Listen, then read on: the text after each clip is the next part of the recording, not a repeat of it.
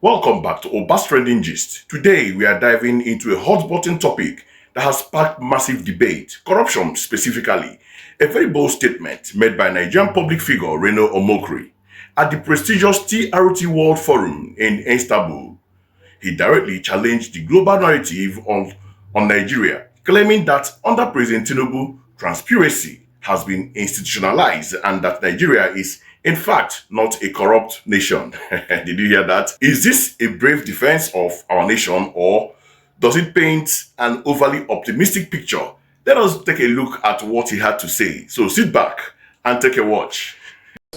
Assess the claim by Nigerian President Tinubu on corruption, and him saying that he has largely eliminated corruption in the country.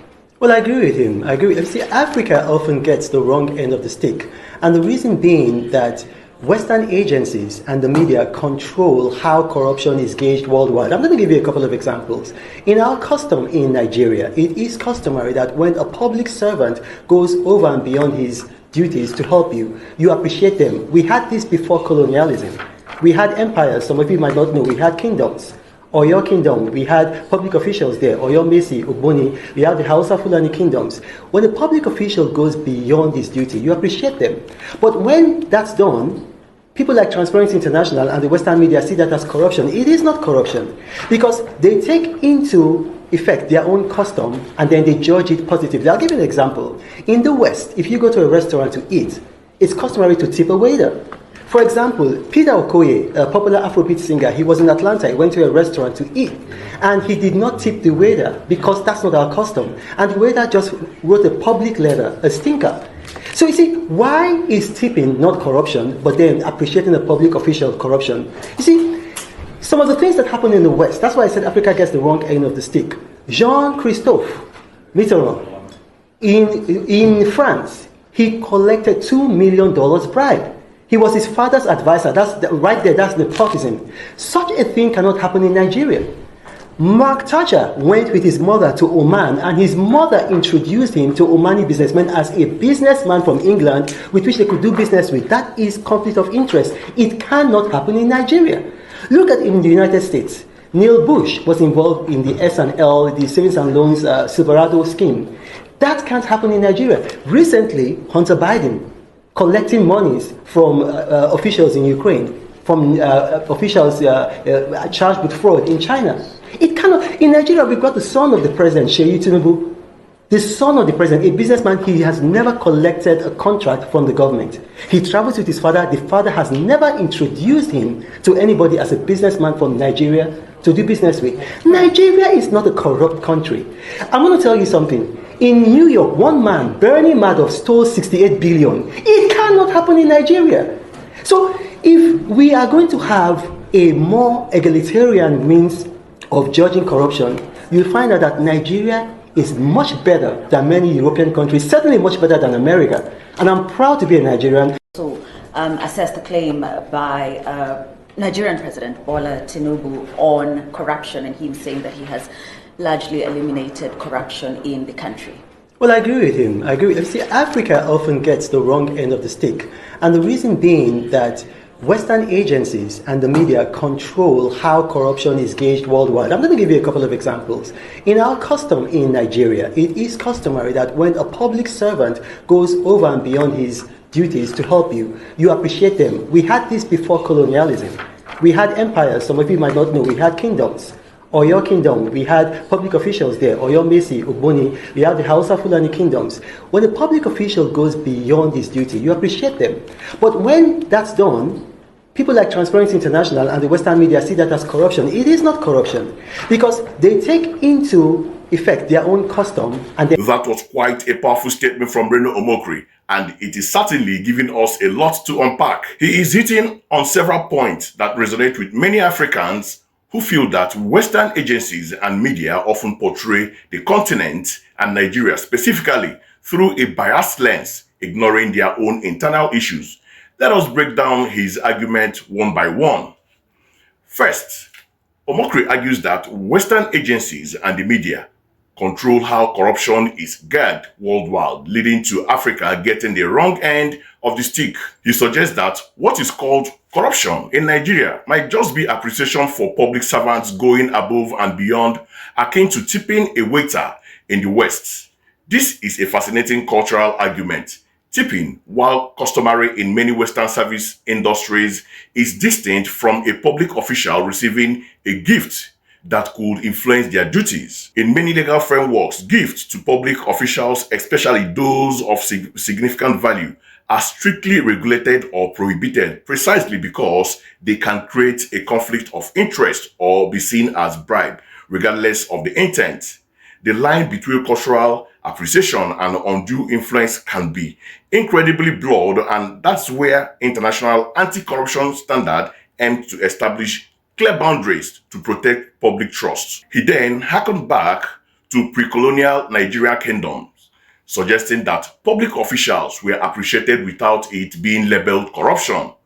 While it is true that traditional societies had their own systems of governance and reward, comparing them directly to modern nation states with established civil service laws and international anti-corruption frameworks is complex.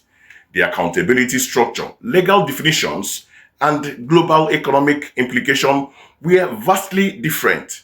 Omokri proceeds to cite several high-profile cases of alleged corruption and conflict of interest involving prominent Western figures to make his point.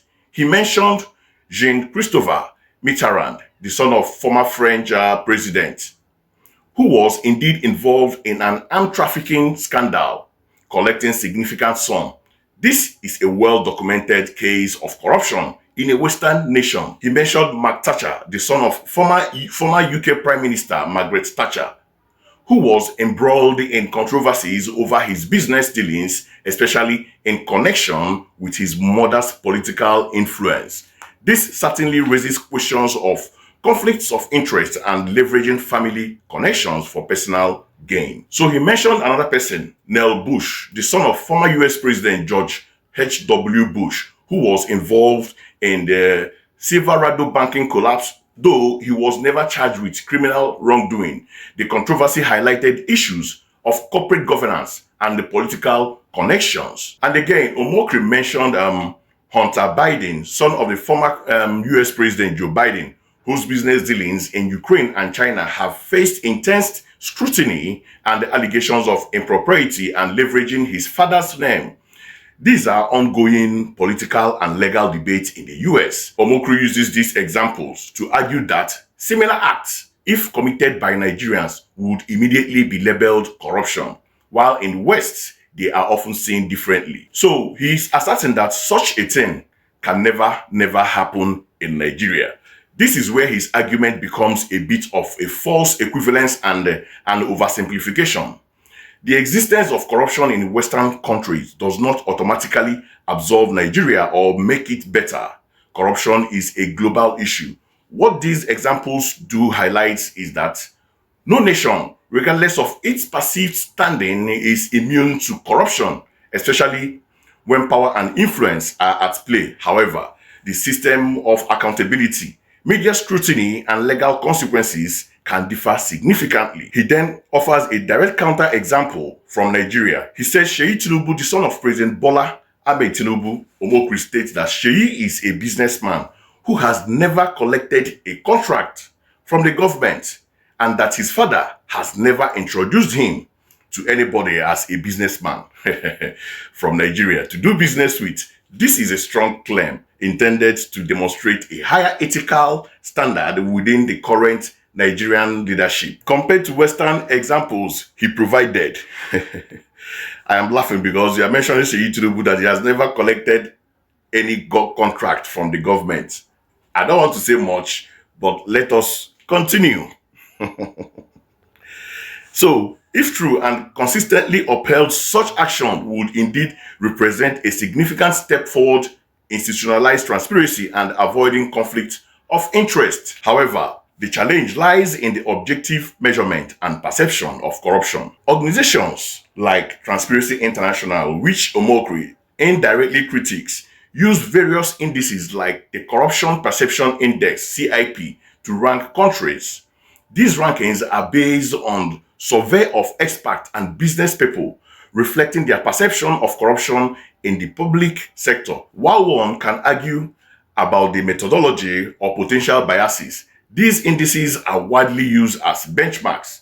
Nigeria's consistent low ranking on the CPI indicates a persistent perception of high corruption regardless of specific government efforts. So, Omokri's statement that Nigeria is not a corrupt country and is much better than many European countries, certainly much better than America, is a bold and arguably an unprovable assertion when viewed through widely accepted international metrics. While there may be individual acts of integrity and ongoing efforts to combat corruption, the systematic issue remains a significant concern for many Nigerians and international observers.